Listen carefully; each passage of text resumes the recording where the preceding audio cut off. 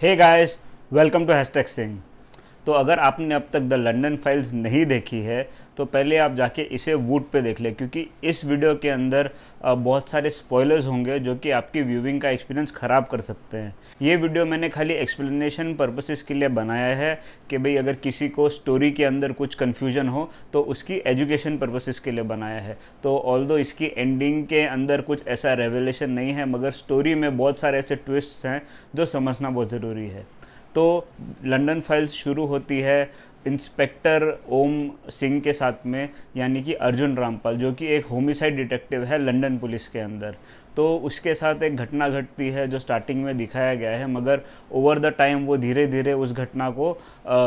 हर episode के अंदर explain करता है। टोटल 6 एपिसोड्स का ये शो है और पहले एपिसोड के अंदर यही दिखाया गया है, एक इंट्रो दिखाई गई है ओम सिंह की, और ये बताया गया है कि पूरब कोहली यानी कि अमर रॉय की लड़की लापता है। अमर रॉय एक बेसिकली मीडिया बैरन है जो कि बीबीएस चैनल को चलाता है, और वो लाना चाहता है एक एंटी इमिग्रेशन लॉ जिसके अंदर जो इमिग्रेंट्स हैं उनको अलाउ नहीं किया जाएगा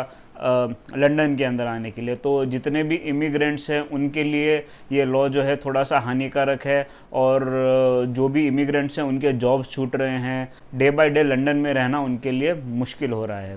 तो इसलिए जितने भी इमिग्रेंट्स हैं ये इस बिल को अपोज कर रहे हैं। मीडिया बैरन की बेटी माया रॉय वो मिसिंग हो जाती है अचानक से, तो इसके लिए इसका केस एक होमिसाइड डिटेक्टिव यानी कि अर्जुन रामपाल को दिया जाता है, and that's when Arjun Rampal and Purab Kohli come across each other. तो उसके अंदर क्या होता है कि जो एक पास्ट है डिटेक्टिव का, वो उसे हॉन्ट करता रहता है। बेसिकली उस पास्ट में क्या होता है मैं आपको बताता हूँ ताकि आपको पहले क्लैरिटी रहे कि भाई एक मानसिक संतुलन जो इस डिटेक्टिव है उसका क्यों ख़राब है, और वो क्यों हमेशा ड्रग्स का यूज़ करता है अपने दिमाग को ठंडा रखने के लिए। तो एक ऐसा सीन है कि यश यानी कि ओम सिंह का लड़का, उसे बहुत बुली किया जाता है स्कूल में, और उसका जो डैड है उसे सपोर्ट करने की जगह और जाके स्कूल में बात करने की जगह वो उसे ये कहता है कि भाई मर्द बन, fight your own fights. And उसके कारण क्या होता है कि यश बहक जाता है और एक दिन रिवॉल्वर उठा के अपने ही बर्थडे के दिन वो पूरे के पूरे स्कूल में एक हॉल के अंदर जितने भी लोग थे, जितने भी बच्चे थे, उनको मार देता है और अपना बदला पूरा कर लेता है। अकॉर्डिंग टू हिम उसने अपने डैड की बात सुनी और उसने बहुत अच्छा काम किया है, मगर एवरीवन नोस के इस केस के अंदर यश गलत था, और गलती उस 14 साल के लड़के की नहीं है मगर ओम सिंह की है, जिसने उसे सही तरीके से गाइड नहीं किया। ओम सिंह को ये पता है, and that is the reason why वो खुद डिप्रेशन में चले जाता है, एंड जो उसकी वाइफ है वो उसको छोड़ के चले जाती है। तो अभी दिमागी संतुलन अपना मेंटेन रखने के लिए वो ड्रग्स का सहारा लेता है। जब भी आप ये शो देखते हैं स्टार्टिंग में तो आपको पता नहीं चलता है कि अर्जुन रामपाल ऐसे क्यों रिएक्ट कर रहा है। जैसे ही आपको इसकी स्टोरी पता चलती है फिर आप रिलेट कर पाते हो। That is the reason Y मैंने आपको पहले ही बताया है, ताकि आप आगे का जब सुने तो आप उसको अच्छी तरीके से रिलेट कर पाए। फिर उसके बाद में क्या होता है, उसके बाद में ये पता चलता है कि माया को किसी ने मार दिया है और उसे एक झील है, झील के आसपास ही उसकी बॉडी को फेंक दिया है, जो पुलिस रिकवर करती है। नाउ ये जो बॉडी मिली है वो एक्चुअली माया की नहीं होती है, वो किसी और की होती है।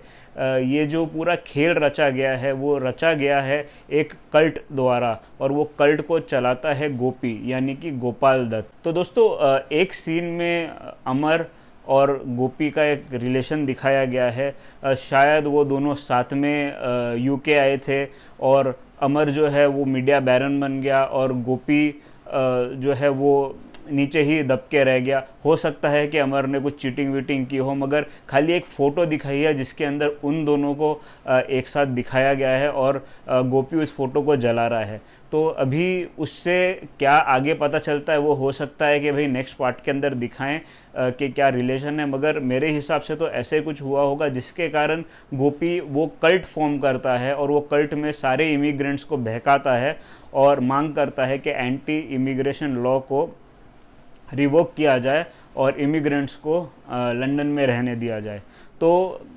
जब भी आप आगे बढ़ते हैं स्टोरी के साथ में तब आपको पता चलता है कि ये पूरा जो माया के मर्डर में फ्रेम करना था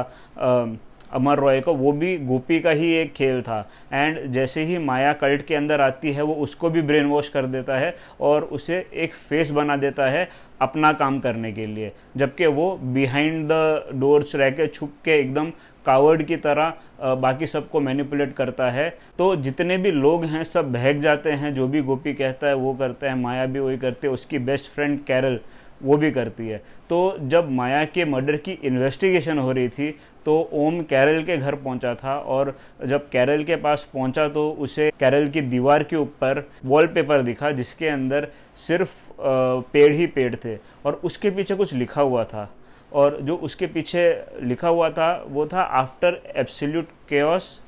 कम्स एब्सोल्यूट साइलेंस। तो ये जो डायलॉग है, ये लाइन है, ये पूरा केओस और साइलेंस का एंगल इस वेब सीरीज़ का दिखाती है। एंड ऑफ कोर्स कैरल भी एक हिस्सा होती है इस कल्ट का, मगर at that point of time Om Singh को पता ही नहीं होता है कि ऐसा कोई कल्ट भी है। इट इज़ ओनली लेटर जब उनको पता चलता है कि भाई ये जो सर्कल वाला जो मार्क है, एक सरपेंट अपनी ही पूंछ को खा रहा है सर्कल के अंदर, तो वो लोगो है इस कल्ट का। तो जब उसको पता चलता है धीरे धीरे कि भाई ये लोगो जो है इस एक कल्ट का है, क्योंकि वो बहुत पहले 3 एपिसोड में तो वो यही पता करने में लगा रहता है कि भाई वो साइन किसका है, वो साइन क्या सिग्निफाई करता है, क्योंकि वो सेम साइन उसको माया की बॉडी पे मिला था, माया की एक फ़ोटो थी उसके ऊपर भी साइन मिला था। मगर फ्यूचर में ये दिखाया गया है कि जब दूसरी बार माया की सेम फ़ोटो मिलती है ओम को तो उसके ऊपर वो मार्क नहीं रहता है, यानी कि कैरल ने ये पूरा गेम जो है रचा था जिसके अंदर उसने वो मार्क डाल के दिखाया कि भाई माया ऑलरेडी कल्ट में शामिल हो चुकी है, और वो मार्क से आइडेंटिफाई हो कि भाई ये डेड बॉडी माया की है। जो भी डीएनए था सैंपल उसको भी मैनिपुलेट कैरल ने ही करवाया था ताकि जो पूरा इल्ज़ाम है वो अमर रॉय के ऊपर आए और अमर रॉय को जेल हो, जो कि एक्चुअली हुआ। एंड इनफैक्ट जिस रात माया को कैरल ने ये बात बताई कि उसके डैड ने उसको रेप करने की कोशिश की, उस रात भी कैरल ने जो अमर रॉय है उसको पहले नशे में किया, और नशे में धुत करने के बाद में उसने उसकी जो एक इमेज है कि भाई उसके ऊपर इतने सारे केसेस है उसका फ़ायदा उठा के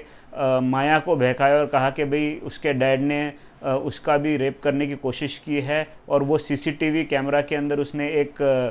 बोलते एक एलिबाई भी बना लिया कि देखो ऐसा मेरे साथ में हो रहा था, और इस तरीके से वो माया को अपने साइड में लेके आई और उसने माया को कल्ट ज्वाइन करवाया। सो दोस्तों आई होप सो आपको अभी ओम सिंह और अमर रॉय के अंदर जो रिलेशन है वो पता चल गया होगा। ओम सिंह की जो सन है यश, वो भी उसी कल्ट का हिस्सा था जिस कल्ट का हिस्सा माया बनी है। At the same point of time Om ये आइडेंटिफाई करता है कि भाई he is not too different from Amar Roy, तो that is the reason why वो चाहता है कि भाई माया सेव हो जाए। It is a way of doing something जो वो अपने लड़के के टाइम नहीं कर पाया था। तो उस तरीके से वो एक ग्रोथ जो उसके कैरेक्टर में होती है वो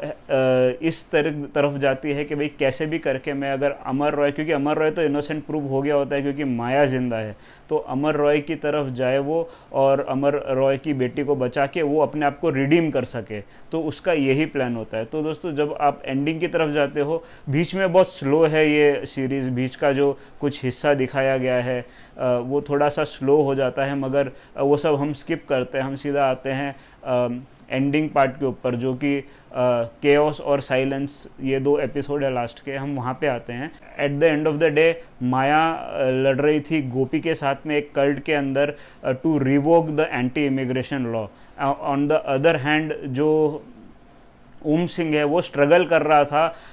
कि भाई ये सब क्यों हो रहा है, ये सब उसको गुत्थी धीरे धीरे पता चल रही थी, लेकिन उसे ये नहीं पता चल रहा था कि ये सब क्यों हो रहा है। मगर बहुत जल्दी वो रियलाइज़ कर लेता है कि जितने भी लोग थे जिन्होंने अगेंस्ट अमर रॉय अपनी जो गवाही दी है, वो सारे के सारे लोग कल्ट से मिले हुए हैं, सारे के सारे इमिग्रेंट्स हैं। वो अपने तरीके से अमर रॉय को जेल भिजवाना चाहते थे और ये एंटी इमिग्रेशन लॉ को रिवोक कराना चाहते थे। मगर जो इनका लीडर है गोपी, उसके जो इरादे थे वो तो भाई अमर रॉय से बदला लेने के थे, प्लस ये कल्ट को और भड़काना था, क्योंकि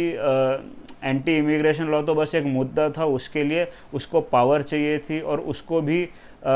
इनडायरेक्टली एक बड़ा आदमी बनना था। तो ये तो भाई शुरुआत थी उसकी तरफ से, उसके कैरेक्टर को अभी भी शो में रखा है। तो डेफिनेटली सेकंड पार्ट अगर आएगा तो उसका कैरेक्टर कुछ ना कुछ उधम तो ज़रूर मचाएगा। मगर फर्स्ट पार्ट की एंडिंग जो है वो पूरी कंप्लीट हो गई है, कोई क्लिफ हैंगर नहीं है, कुछ भी नहीं है। अगर ये सीरीज़ ज़्यादा नहीं चल पाए तो ये इधर पे ही ख़त्म हो जाएगी और इसकी एंडिंग एक कंप्लीट है। तो ये एक चीज़ अच्छी है जो बहुत सारे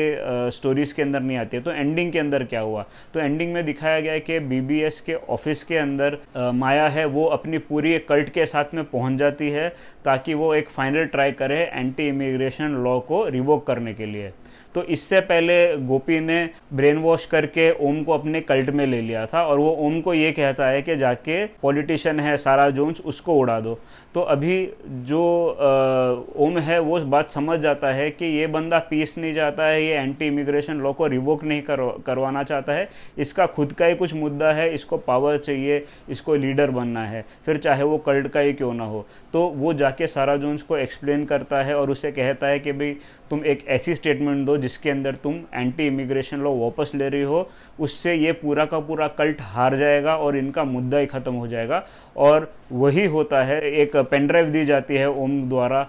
जो कल्ट के लीडर माया उसको, और माया जब ये प्ले करके ब्रॉडकास्ट करती है, अकॉर्डिंग टू माया उन्होंने अपना टारगेट अचीव कर लिया है और फाइनली सारे के सारे इमिग्रेंट्स खुश हो जाते हैं क्योंकि एंटी इमिग्रेशन लॉ को रिवोक कर लिया गया है। मगर इस चीज़ से गोपी खुश नहीं होता है और उनको ऑर्डर देता है कि बीबीएस की बिल्डिंग को ब्लास्ट कर देने के लिए। उसी समय ओम सिंह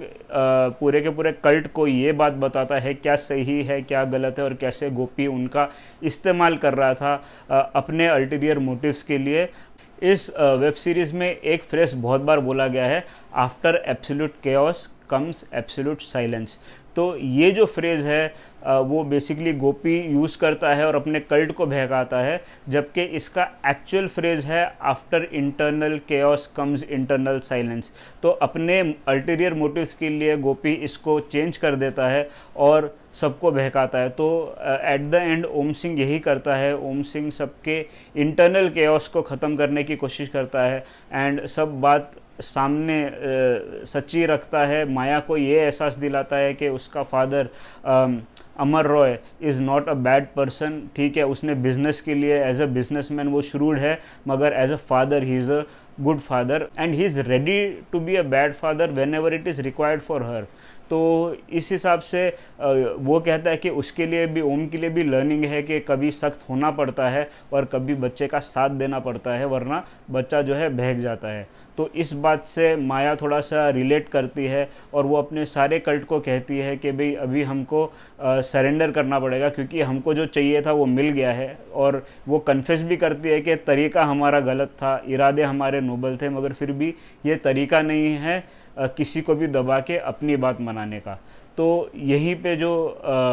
सीरीज़ है बहुत अच्छा टर्न लेती है एंड ऑफ कोर्स अभी ओम सिंह एक बदला हुआ आदमी है। अमर रॉय का भी अपनी बेटी की तरफ प्यार जो है एकदम दिखाया गया है एंडिंग के अंदर एंड फाइनली जाके यश को ओम जेल से छुड़ा लाता है और अभी वो उसे सपोर्ट करता है। तो शो की एक हैप्पी एंडिंग होती है, लेकिन कुछ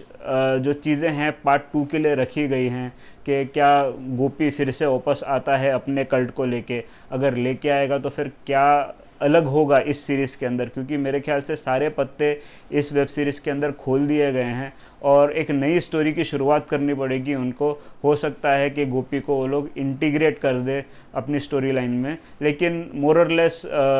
शो ठीक ठाक था। तो आई डोंट थिंक सो कि सेकेंड पार्ट की इतनी अर्जेंसी या ज़रूरत है, मगर यू नेवर नो, अगर लोगों को पसंद आया तो हो सकता है कि इसका सेकेंड पार्ट भी आ जाए। लेकिन फ़िलहाल फर्स्ट पार्ट की एंडिंग हो गई है,